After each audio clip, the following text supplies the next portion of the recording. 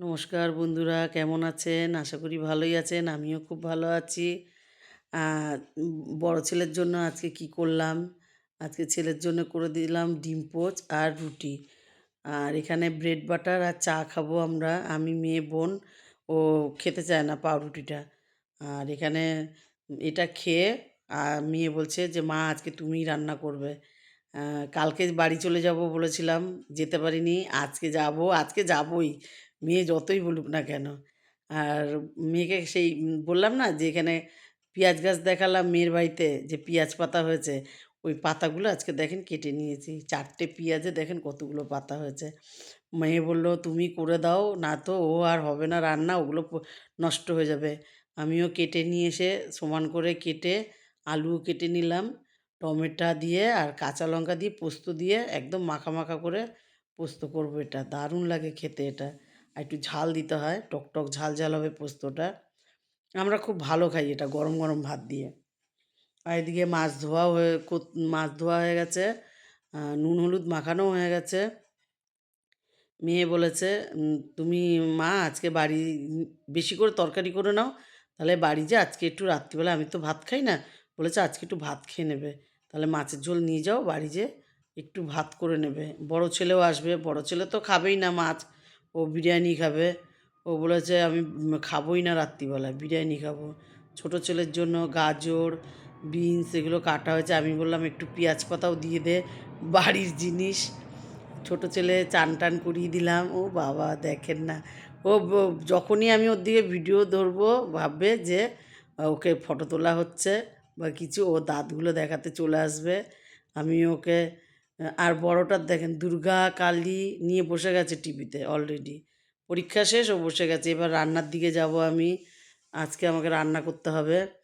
বলল, "তুমি যেরকম" আমি নাকি মাছের ঝোলটা বড়ি দিয়ে, আলু দিয়ে, টমেটো দিয়ে খুব ভালো করি। ওই জন্য মেয়ে বলল যে, "মা ওটা করো পাতলা, পাতলা করে।"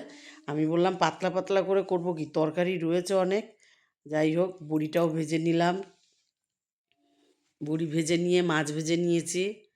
আর এবারে পোস্তটা ভাবছি আগে করে নেব। তা এবারে পোস্তটা সব রেডি আছে। পোস্তও বেটে নিয়েছি, মিক্সিতে করে নিয়েছি, বাটিনি, মিক্সিতেই করেছি। আর এবারে কড়াইতে তেল দিয়ে জিরে ফোড়ন দিয়ে পোস্তটা করে নেব। আলুটা হাফ ভাজা হয়ে গেলে টমেটো দিয়ে দেবো। টমেটোটা দিয়ে ঢেকে দেবো। আর ঢেকে দিয়ে এটা আলুটা দেখেন নরম হয়ে গেছে। মানে হাফ ভাজা হয়ে গেছে। এবারে টমেটো দিলে কি টমেটোটা গললে তারপরে পেঁয়াজ পাতাটা দেবো। এখন যদি পেঁয়াজ পাতা দিই, পেঁয়াজ পাতাটা একদম লেগে যাবে গায়ে, গায়ে। এমনিই পেঁয়াজ পাতা নরম, খুব নরম ওগুলো। আর টমেটো দিয়ে আবার ঢেকে দেবো। ঢেকে দিয়ে আবার দেখব যে টমেটোটা নরম হয়েছে নাকি। নরম হলে তবেই পেঁয়াজ পাতা দেবো। এই দেখছি হ্যাঁ নরম হয়ে গেছে। নুন হলুদ দিয়ে দিয়েছি। এবার পেঁয়াজ পাতাগুলো দিলাম। পেঁয়াজ পাতাটা দিয়ে কিছু পরেই দিয়ে দেবো পোস্ত বাটাটা। পোস্ত আর কাঁচা লঙ্কা বেটেছিস। আর কিচ্ছু না, শুধু পোস্ত আর কাঁচা লঙ্কা। এবারে দেখেন পাতাগুলো কি ভাল লাগছে, দিচ্ছি, কাটছি, কি ভালো লাগলো। আর পোস্তটা করছি দেখেন। এটা এরকম মাখা, মাখাই হবে কিন্তু।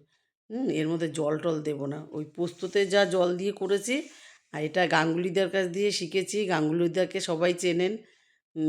উনি ভালো, ভালো রান্না ছাড়ে এ ইয়েতে ফেসবুকে। পোস্তটাকে না শুধু শুকনো অবস্থায় গুঁড়িয়ে নিয়েছি মিক্সিতে। তারপরে কাঁচা লঙ্কা দিয়ে জল দিয়ে পেস্ট করেছি। উনার ইয়েতেই আমি এইটা দুবার করলাম। খুব ভালো হয়েছে। সত্যি পোস্তটা খুব ভালোভাবে মিশে যায়। আর এটা হয়ে গেল, বন্ধ করে দিলাম। কালারটা দেখেন কেমন হয়েছে। আর এবারে ভাবছি আ মাছটা বসিয়ে দেবো। মাছটা বসিয়ে দেবো। তা এটা দেখেন জামাই এনেছে সবার জন্য। এটা তেঁতুলের, একটা আমের ফ্লেভারে। এবারে কি এটা মনে আছে ছোটোবেলায় আমরা কাঠের চামচের মধ্যে এই মাথার মধ্যে তেঁতুল থাকতো, ওইটা চেটে, চেটে খেতাম। ওই জিনিসই এখন একটু প্যাকেট করে দিয়েছে। আর মাছের ঝোলটা বসাবো ওর জন্যে। মাছ বড়ি তো ভাজা হয়েই গেছে। আলুটাও ভেজে নেবো। আলুটা ভেজে নিয়ে মিক্সিও করে নিয়েছি এদিকে। মিক্সিতে আছে হচ্ছে তোমার টমেটো আর কাঁচা লঙ্কা আর আদা পেস্ট করে নিয়েছি আগে। আর এখানে ধনের গুঁড়ো, জিরের গুঁড়ো, কাশ্মীরি লঙ্কা, লবণ, হলুদ এগুলো দিয়েছি। আর ফোড়নে দেবো জিরে। এবারে আলুটা দেখবো আগে ভাজা হয়ে গেছে নাকি। আলু ভাজা হয়ে গেছে। এবারে আলুটাকে তুলে নেব। আর ফোড়নে দেবো জিরে।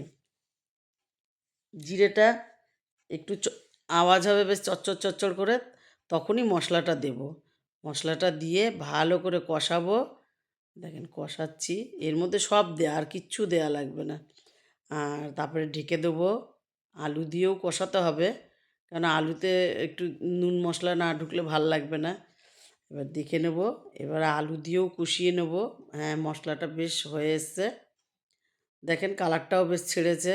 আগে কেমন সাদা সাদা লাগছিল, এখন কালারটা দেখেন কেমন এসছে, খুব ভালো এসছে। আর এবারে জল ঢেলে দেবো। জল ঢেলে অনেক সময় ফুটে যাবে, ফুটে তারপরে মাছটা দেবো। মাছ আর বড়ি একসাথে দিয়ে দেবো। তাহলে কি মাছটাও ফুটবে, মাছের মধ্যেও নুন ঝাল যাবে, আর বড়ির মধ্যেও। কালকের দেখেন টক ডাল রয়েছে এখানে, রাত্রিবেলা করেছিলাম, এঁচোড় করেছি, এঁচোড়ও রয়েছে, চিংড়ি দিয়ে এঁচোড় করেছিলাম। জামাই এক বাটি নিয়ে চলে গেছে অফিসে, বলেছে আমি ওখান দিয়ে রুটি কিনে খেয়ে নেবো। আর এখানে মাছের ঝোলও ফুটে গেছে। আর এখানে বড়িটা আগে দিয়ে দিলাম। এবারে মাছগুলো এক এক করে দিয়ে দেবো। ঠিক আছে? মাছগুলো দিয়ে আবার একটু কিন্তু ঢেকে দেবো। আমরা একটু ঢেকে ঢেকেই রান্না করি, যাতে মশলা টশলাগুলো মাছে যায়, ভালো হয়। আচ্ছা, একটু কমেন্টে জানাবেন রান্নাগুলো কেমন হচ্ছে, কি হচ্ছে কি না, ভালো লাগছে কি না।